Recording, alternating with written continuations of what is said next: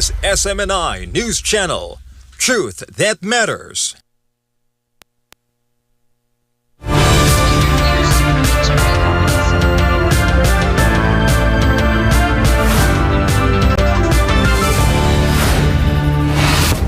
In the headlines, Iran dampens all expectations of an immediate peace deal with the United States. The Iranian Foreign Ministry insists that current negotiations are strictly focused on ending active war hostilities, flatly refusing to address Western demands regarding Tehran's nuclear program. Heavy Israeli airstrikes hammered southern Lebanon as global concern grows over allegations that white phosphorus munitions were used in the offensive. The African Union is condemning global health inequality, saying the world has failed to develop a vaccine for the deadly Bundibugyo Ebola strain nearly 2 decades after its discovery. Riot police and protesters clashed again in La Paz as anti-government demonstrations demanding President Rodrigo Paz's resignation entered a 4th week. A major power grid failure has plunged Aden into near total darkness, leaving residents with only 2 hours of electricity a day during extreme heat. Moscow launched a retaliatory missile barrage after a deadly strike on a college in Starobilsk, as Sergei Lavrov accused the West of ignoring a terrorist act. And back home, political analysts say legal expertise will be critical as the Senate prepares for the impeachment proceedings against Vice President Sara Duterte. I'm Prince Tripoli. Newsline World starts now.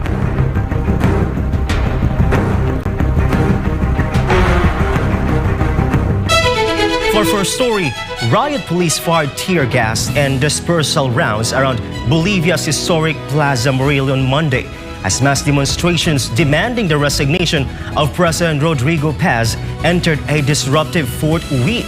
Carlo de la Peña reports.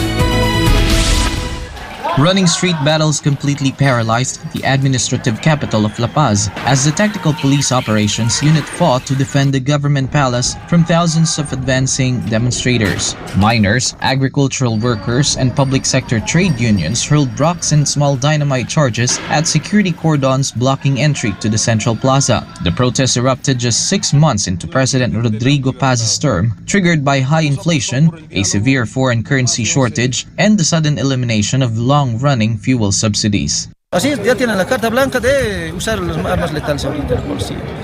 Es bastante preocupante, supuestamente por pacificar. Estas personas se mofan o se llenan la boca diciendo libertad, democracia. ¿Qué es libertad, democracia? Solo para unos cuantos chiquillos. The violent clashes escalated immediately after President Paz delivered a speech marking a historical independence anniversary, where he claimed a minority was trying to illegally overthrow his democratically elected centrist government. In a direct bid to de-escalate the expanding crisis, Paz announced during the briefing that he and his cabinet ministers will slash their own official salaries by 50%. However, the gesture fell on deaf ears on the ground, with inflation driving food prices up significantly across regional markets. Si el presidente quiere continuar, gobernar, cumplir sus 5 años de gestión, tiene que tomar una estrategia muy estratégica para conquistar el voto del pueblo boliviano. With over 3,500 roadblocks choking off interstate transit corridors, major urban hubs are facing an acute shortage of fuel, consumer goods, and critical hospital oxygen supplies. While the United States Embassy has labeled the blockades an attempted coup against the administration, protest organizers vowed to maintain the national strike until the executive branch steps down entirely. Hoy Bolivia está de luto. Este gobierno delincuente hoy ha mandado su conferencia de prensa amenazas hacia el pueblo boliviano. Reporting for Newsline World, this has been Carlo de la Peña, SMNI News. Residents of Yemen's southern port city of Aden are facing crippling 11-hour blackouts amid scorching summer temperatures, directly contrasting repeated government promises to secure mandatory fuel supplies. Paul Montibon has the story. The temporary capital of Aden has been plunged into near total darkness as an acute electrical grid collapse paralyzes daily life across the southern coasts. Despite a series of high-level government pledges promising a definitive end to chronic power outages before the peak of the sweltering summer season, local neighborhoods are navigating punishing 11 to 12-hour blackouts with utility power available for barely 2 hours a day.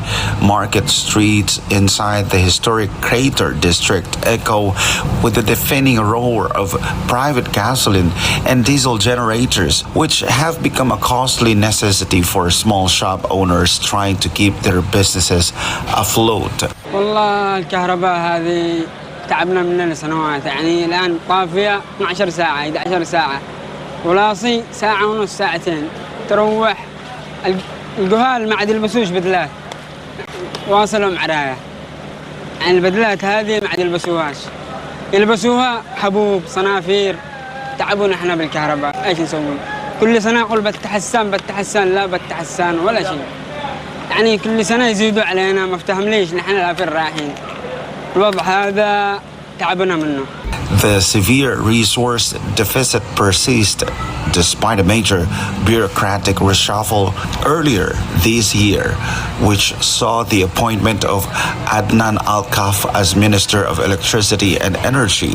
Furthermore, on March 17, Yemen's Supreme Energy Council formally approved a comprehensive policy package intended to secure steady flows of diesel and mazout fuel oil for regional generation plants. However, local infrastructure analysts indicate that operating the fractured network demands an estimated $55 million a month, a fiscal milestone that completely dwarfs the municipality's actual revenue collection capabilities. معنا دراسة، معنا التزامات، معنا حق كثير مش قادرين، الحقوق مع الكهرباء مش قادرين نوصل له.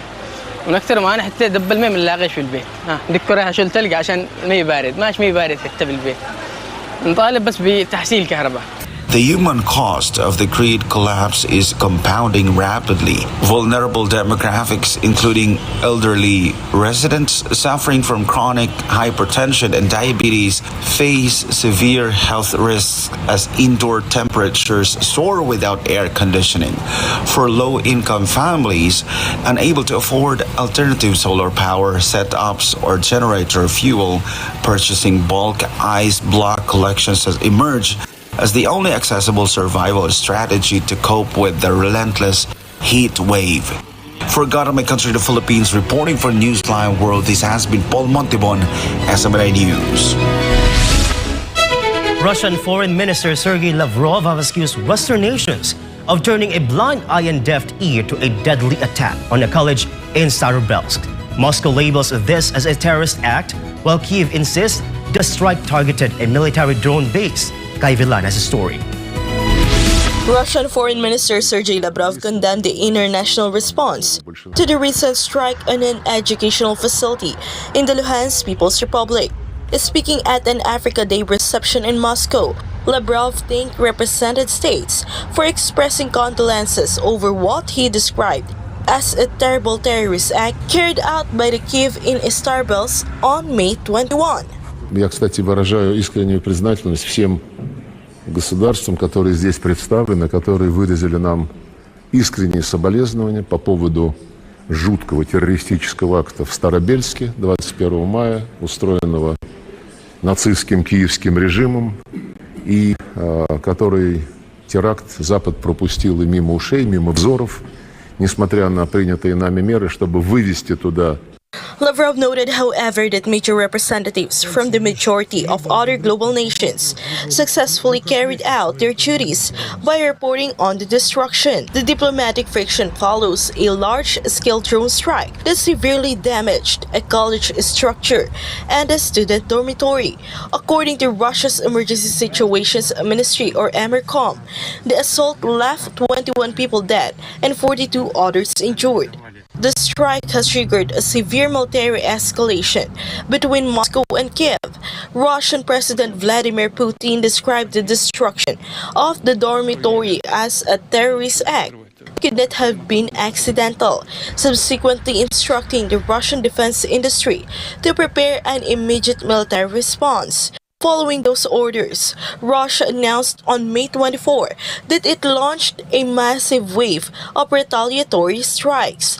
The multi-pronged assault deployed advanced Oryshnik, Iskander, Kinzhal, and Zircon missiles targeting command posts, intelligence facilities, and military infrastructure throughout Kiev. At the United Nations Security Council emergency meeting on Friday, Russia's permanent representative Vasily Nebensha expressed sharp outrage over the international reaction, characterizing the Western response as a blatant mockery of child victims. However, Ukraine's general staff has flatly denied targeting civilians. Ukrainian military officials claim that their original strikes successfully hit verified military assets, including the headquarters of the Rubicon Center for Advanced and Manned Technologies located within Starbelsk. Reporting for Newsline World, Kai Vilan, SM9 News. The 11th Review Conference on the Treaty of the Non-Proliferation of Nuclear Weapons has closed without an agreement. Meeting at the United Nations headquarters in New York City, delegates failed to reach a consensus on a final outcome document after weeks of intense negotiations. The high-level diplomatic summit spanned nearly a month, running from April 27th to May 22nd. Conference President Du Yong Viet, who serves as Vietnam's permanent representative to the United Nations, confirmed that 4 separate drafts of the outcome document had been actively circulated during the session. However, state delegates were ultimately unable to bridge their divisions to achieve a formal consensus. President Du Yong Viet urged all participating parties to take concrete steps to lower global nuclear risks and pushed forward with updates to the NPT's existing framework. The NPT has signed in 1968 and entered into force in 1970. Review conferences take place every 5 years. Meanwhile, the 12th session is set to convene in New York in 2031. Up next, Iran is dampening expectations of an immediate peace deal with the United States, saying talks are focused solely on ending the war, not on its nuclear program. Heavy Israeli airstrikes hammered southern Lebanon as global concern grows over allegations that white phosphorus munitions were used in the offensive.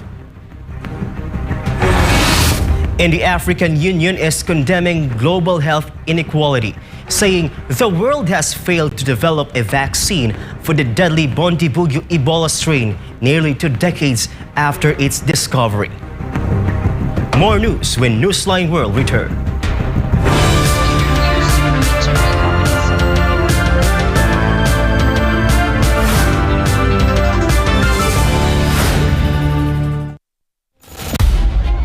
Sa panahon ng ingay, sa panahon ng maraming tanong, panahon na para marinig ang katotohanan.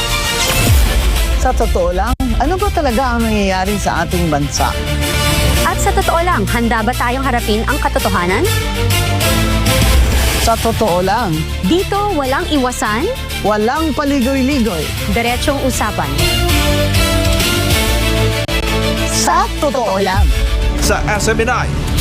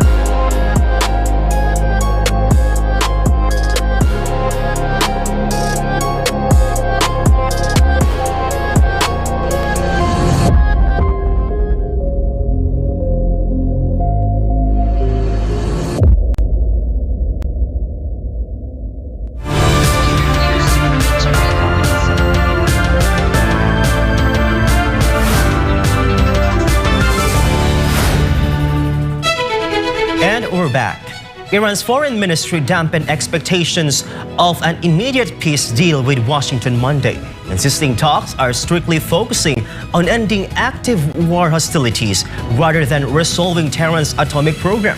Almar Forsuelo reports. Iran's foreign ministry has downplayed reports of an imminent breakthrough in back-channel talks with the United States. Spokesperson Ismail Bakai said much of the Pakistan-mediated framework has been finalized, but stressed that no final agreement has been reached. اینکه در زمینه بخش زیادی از موضوعات مورد گفتگو ما به یک جمع‌بندی رسیدیم امر درستی است. اما اینکه بگیم که این به معنای این هست که امضای یک توافق قریب الوقوع است، کسی نمیتواند چنین ادعایی بکند. تمرکز مذاکرات بر خاتمه جنگ هست. Bakai added that the current talks are focused on ending the regional conflict that erupted on February 28, not on Iran's long-running nuclear dispute. The diplomatic deadlock comes as tensions continue in the Strait of Hormuz, responding to reports that Tehran and Oman are discussing a new transit framework through the Persian Gulf Strait Authority. Bakai denied accusations that Iran is imposing illegal shipping tolls. ما عوارض نمیگیریم. There is no toll. به نظرم باید در استخدام کلمات دقت کرد.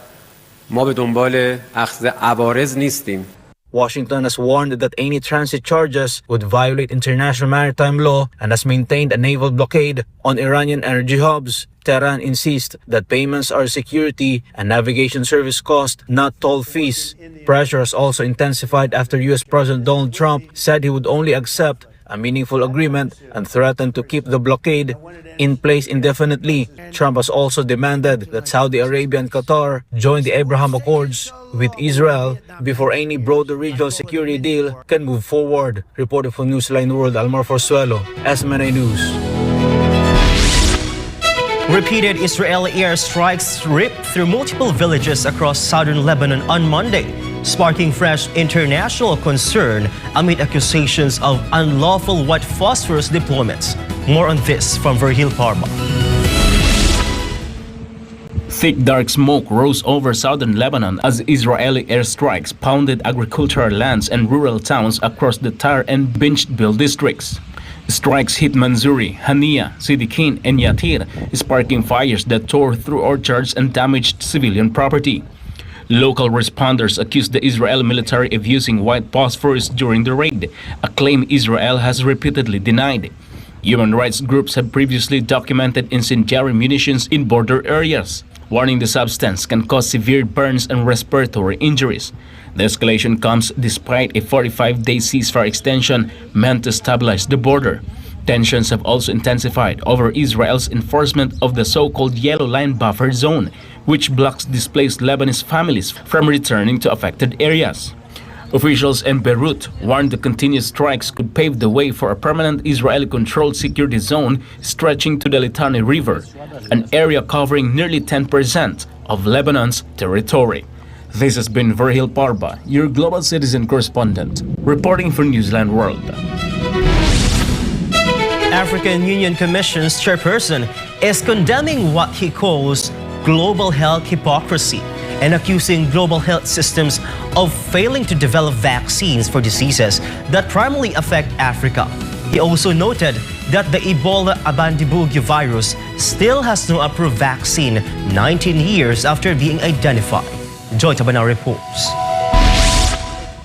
African Union Commission Chairperson Mahmoud Ali Yusuf declared that the continent must aggressively speed up efforts to build its own health and pharmaceutical production capacity. According to Yusuf, African populations can no longer depend exclusively on the funding priorities, supply chains, and production setups of other regions to protect their lives. He pointed directly to the Ebola Bundibugyo virus, a virus that has been identified nearly 2 decades ago, as a stark example of global medical research inequality. L'Afrique ne peut plus rester vulnérable face aux crises sanitaires répétitives. Il est inacceptable que 19 ans après l'identification du virus Ebola Bundibugyo, le monde ne dispose toujours ni de vaccins homologués, ni de traitements spécifiques contre cette souche, car cette maladie n'a pas touché le monde occidental. amid the systemic shortfalls. Yusuf backed a newly launched $319 million 6-month Ebola response plan, orchestrated by the Africa Centers for Disease Control and Prevention. The comprehensive emergency framework spans all 55 African Union member states. Yusuf welcomed the strategic coordination approach. Nous saluons également l'approche de coordination mise en place autour du principe une seule équipe, un seul plan, un seul budget et un seul cadre de suivi. L'Afrique doit agir de manière coordonnée, unie et stratégique. Je félicite chaleureusement Son Excellence Monsieur le Président Cyril Ramaphosa et le gouvernement sud-africain pour leur contribution volontaire de 2,5 millions de dollars américains à Africa CDC afin de soutenir cette réponse continentale. The biting critic follows an active escalation of Ebola virus disease, a highly contagious and frequently fatal illness characterized by high fever alongside internal and external bleeding. The current crisis comes as the World Health Organization enforces a public health emergency of international concern in the Democratic Republic of Congo, the recognized epicenter of the surging outbreak. The virus has already triggered 746 suspected cases. The illness has killed 176 people across Ituri, North Kivu, and South Kivu. Neighboring Uganda has transitioned to a high alert status after capturing 2 imported cases from the DRC. The cross-border spread has already resulted in 1 confirmed fatality inside the capital city of Kampala. Health officials across the region are working to prevent a repeat of the worst Ebola outbreak in history, which occurred a decade ago in West Africa from 2014 to 2016, claiming the lives of more than 11,000 people. This has been Joy Manao, your global citizen correspondent reporting for Newsline World. President Ferdinand Marcos Jr. and Japanese Prime Minister Sanae Takaichi are set to discuss the Philippines' potential access to a $10 billion fund under Japan's Power Asia initiative during the president's upcoming state visit to Tokyo. That and other key agendas in Daniela Politis' report. President Ferdinand Marcos Jr. alongside First Lady Luisa Araneta Marcos will visit Japan from May 26 to 29, 2026, following an official invitation from the Japanese government, according to the Department of Foreign Affairs.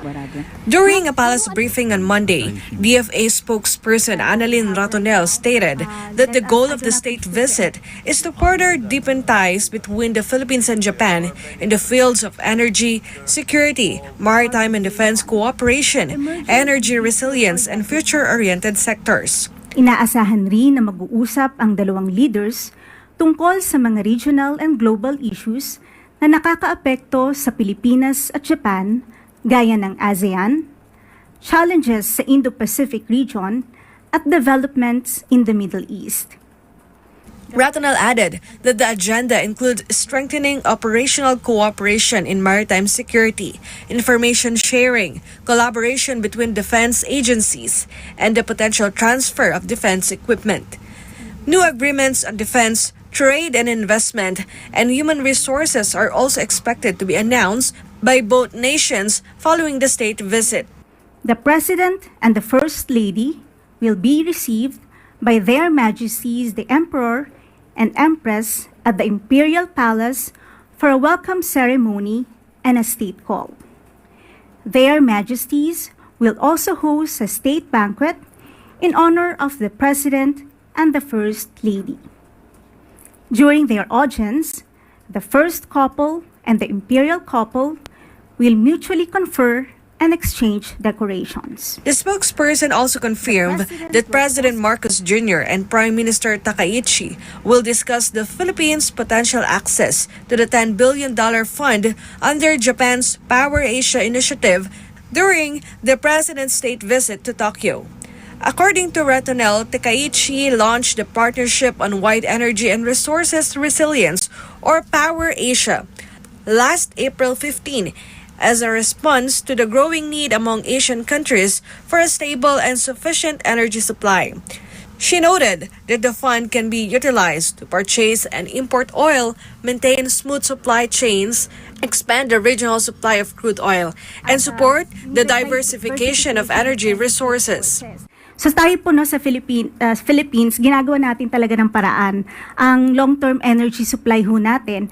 Kaya po ang Pangulo ay gusto nating makipagtulungan sa Japan para mas mapalawak pa ang renewable energy ng bansa. Meanwhile, there are no specific details yet on how much funding will be allocated directly to the Philippines. However, the DFA emphasized that this remains one of the critical topics of discussion between the two leaders.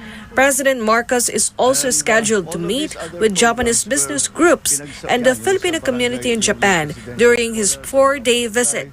This marks the first official state visit of President Marcos to Japan since taking office. The delegation list is still fluid and subject to change. So abangan na lang po natin kung meron hong ilalabas tomorrow during the departure statement of the President. Reporting for Newsline World, Daniela Paulita, Azumanay News. A political analyst explained why it is crucial for the Senate President to be a lawyer in upcoming impeachment proceedings against Vice President Sara Duterte. MJ Mondihar has a story.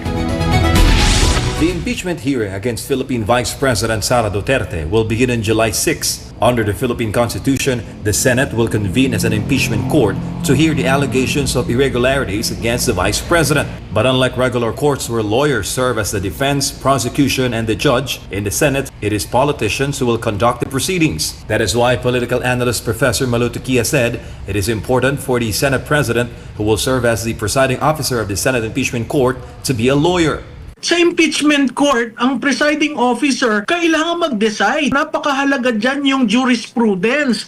Ano ba yung jurisprudence? Ito yung mga kaso na pwede mong kunan ng yaman sa pag-rule na basihan para sabihin, oh, that is out of order, that is a wrong interpretation, we should probably consider it this way. Professor Tequia also recalled the history of the Senate serving as an impeachment court and how important jurisprudence is in impeachment proceedings. According to her, this is something only lawyers can effectively do because of their legal training. Nakita natin sa kasaysayan ng impeachment sa ating bansa, si Senate President Nene Pimentel, abogado yon, si Senate President JPE, and really abogado yon. Nakita mo yung yaman ng literature nila to make a ruling. Yun ang kinokol ng presiding officer, that you are able to break the impasse, to intervene when necessary, and to rule. Ang ruling mo is based on jurisprudence.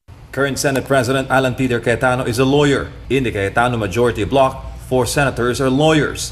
These include Senators Pia Cayetano, Chis Escudero, and Rodante Marcoleta. Meanwhile, in the camp of former Senate President Tito Soto, only Senator Kiko Pangilinan is a lawyer. Si Senate President Soto, plano niya magkakaroon ng impeachment manager na si Senator Kiko Pangilinan. Sa tingin ko yun ay admittance on his part na he really needs assistance. And how will you be able to rule kung yun ay manggagaling sa iba? So lahat subject, lalo na dito sa contentious na impeachment kayo Vice President, yung ruling napakahalaga. Hindi pwede yung medyo padadagilid-tagilid o medyo patawa-tawa. Hindi, napakaseryosong bagay ito. Kasi Vice Presidente yung ini-impeach. Tequia also posed a proposal to make the Chief Justice of the Supreme Court the presiding officer of the impeachment court. She says that the Constitution specifically designates the Senate President to serve as presiding officer or chief judge in impeachment proceedings. Kailangan yung institusyon, someone who can make a decisive ruling na hindi mag-aaway-away yung mga colleagues nila doon sa impeachment court. Kasi kung magkaroon ng internal struggle sa mga posisyon, ang ultimate arbiter, ang Senate President. Hindi siya bumoboto dahil boboto lamang siya kung may tie, pero napakahalaga ng kanyang mga rulings. Reporting for Newsline World, this has been MJ Mondihar, SMNA News. The National Bureau of Investigation, or NBI, has formally requested the Philippine National Police to cancel the firearm licenses of Senator Ronald Bato de la Rosa. NBI Director Attorney Melvin Mativa confirmed that they sent the official request letter to the PNP on Monday, May 25, 2026. The firearms registered under the center's name portrayed revelations of a massive personal arsenal, which reportedly includes automatic rifles, high-powered firearms, and shotguns. According to authorities, more than 100 firearms are officially registered under De La Rosa's name. The NBI previously labeled the center as armed and dangerous, as law enforcement authorities continue their ongoing manhunt by virtue of an arrest warrant issued by the International Criminal Court. The agencies flagged De La Rosa's extensive background as a former chief of the Philippine National Police as a major concern for active arrest operations.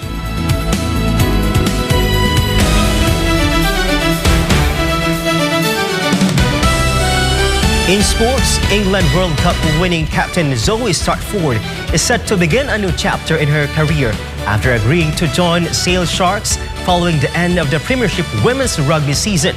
Meanwhile, the New York Liberty decided to rest start guard Sabrina Ionescu for their match-up against Portland on Monday night after she returned from injury in a team's previous game. Carlo De La Peña tells us more. Zoe Stratford captained England to its third Women's Rugby World Cup crown last year and played a major role in Gloucester Hartpury's rise as the dominant team in Premiership Women's Rugby, helping the club secure 3 consecutive league titles since joining in 2017. The 29-year-old said the move to Sale come at the right stage of her life as she prepares for motherhood and a new environment in Northern England. Stratford is expecting her first child in September and will reunite with her husband Luke Stratford, who currently works as Sale's women's scrum coach.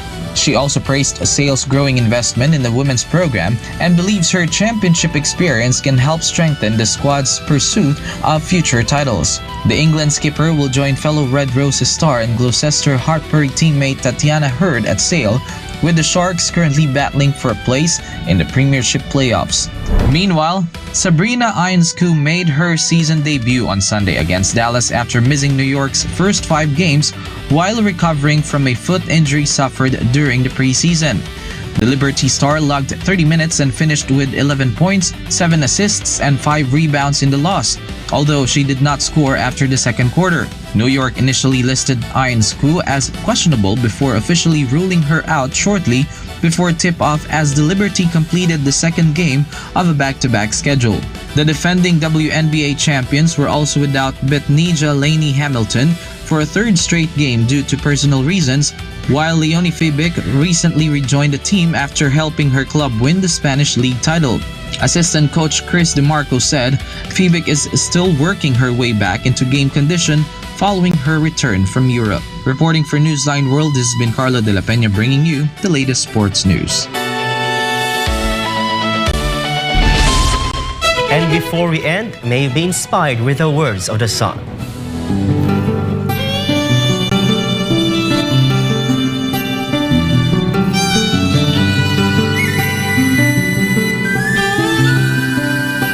Humility and sincerity are what counts in the character of a man.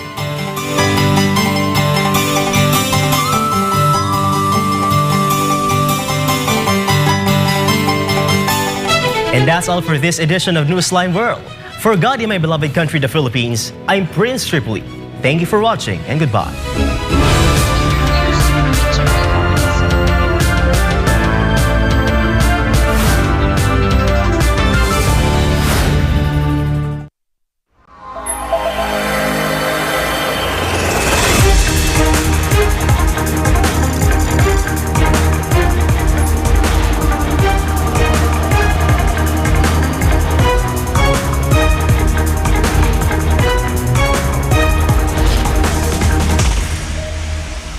This is SMNI News Channel. Truth that matters.